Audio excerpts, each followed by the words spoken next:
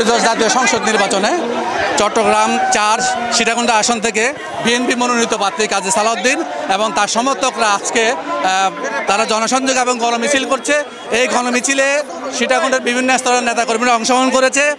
আমরা এখন আমাদের সাথে যুক্ত করছি বিএনপির মনোনীত প্রার্থী কাজী সালাউদ্দিনকে।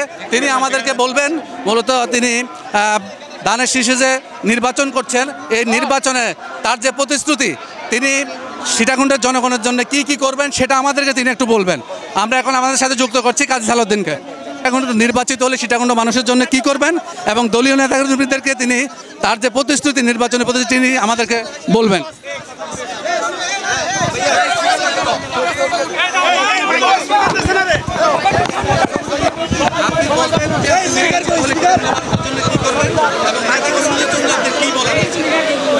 আজকে ত্রয়োদশ জাতীয় সংসদ নির্বাচনে বাংলাদেশ জাতীয়তাবাদী দলের এই চট্টগ্রাম ৪ আসনে মনোনীত প্রার্থী ধানের শীষের সমর্থনে আজকে সীতাকুণ্ড সদরে উপজেলা এবং পৌর বিএনপির উদ্যোগে যে গণজমায়েত, এই গণজমায়েত আজকে প্রমাণ করে সারা বাংলাদেশের মানুষ আজকে ধানের শীষের পক্ষে।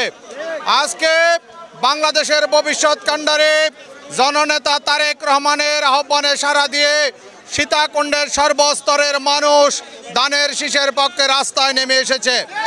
আপনারা জানেন আগামী ত্রয়োদশ জাতীয় সংসদ নির্বাচনে মহান আল্লাহ পাকের দয়ায় আমরা যদি কামিয়াব হতে পারি, সর্বপ্রথম আমাদের কর্তব্য হবে এই সীতাকুণ্ডকে সর্বস্তরের মানুষের বসবাসের উপযোগী হিসাবে গড়ে তোলা। আগামী দিনের বাংলাদেশের প্রধানমন্ত্রী তারেক রহমানের নেতৃত্বে এই সীতাকুণ্ডকে আমরা ইনশাল্লাহ আধুনিক সীতাকুণ্ডে রূপান্তরিত করব। এই সীতাকুণ্ডে কোনো ধর্মীয় ভেদাভেদ থাকবে না। মুসলিম, হিন্দু, বৌদ্ধ, খ্রিস্টান সর্বস্তরের জনসাধারণের বসবাস অবাধ থাকবে। আমরা এই সীতাকুণ্ডকে মাদক মুক্ত সীতাকুণ্ড করব ইনশাল্লাহ। কোনো প্রকারের সন্ত্রাস, চাঁদাবাজি, রাহাজানি থাকবে না। শান্তিপূর্ণ বসবাস উপযোগী হিসাবে গড়ে তুলব। আমাদের এখানে শত শত মিল ইন্ডাস্ট্রি রয়েছে। আমাদের শিক্ষিত যে সকল বেকার যুবক রয়েছে, যারা কর্মে দক্ষ যুবক রয়েছে, তাদের কর্মসংস্থানের ব্যবস্থা করব ইনশাল্লাহ।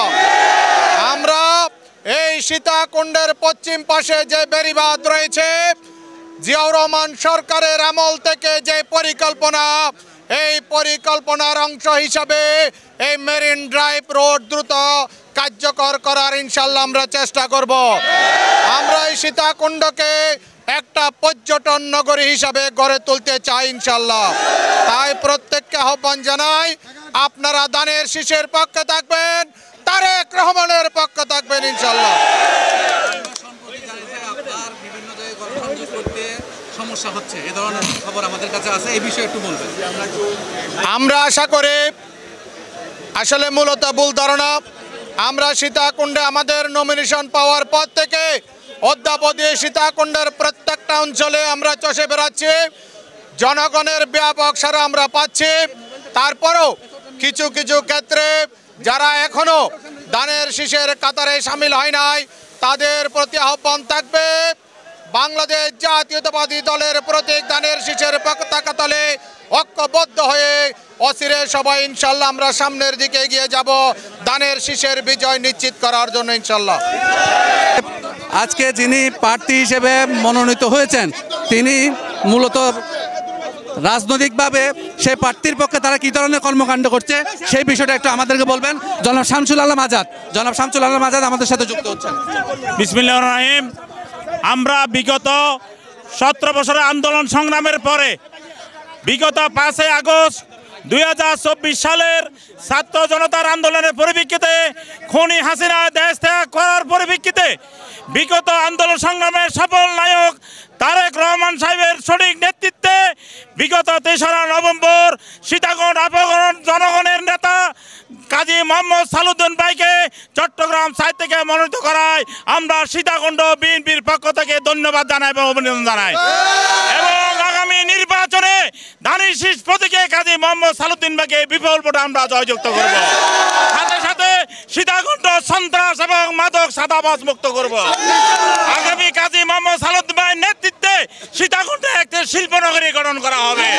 তাই আগামী জাতীয় সংসদ নির্বাচনে দলমত নির্বিশেষে কাজী মোহাম্মদ সালাউদ্দিন ভাইকে ধানের শীষ প্রতীকে ভোট দিয়ে জয়যুক্ত আহ্বান রাখে আমি আমার বক্তব্য শেষ করলাম। খোদা হাফেজ।